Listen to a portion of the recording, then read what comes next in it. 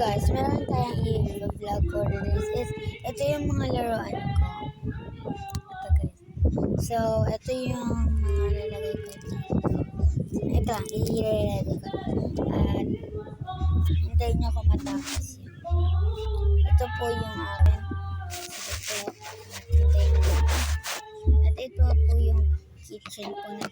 Natatanggal po yung kitchen po namin ito. Kaya hintayin nyo ako matapos.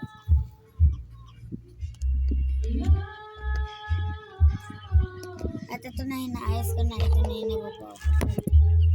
Hintayin nyo lang ako hanggang sa fast forward.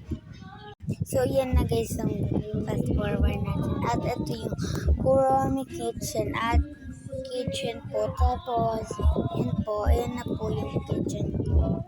At ito po yung hugasan ko niya. Ito yung papatuloy kung saan ipinapatuloy dito sa baba yung kanyang mga kaya. Tapos, so, yan ang cute niya. So, bukas, pagkita ko sa inyo, medyo may lagnat kasi ako.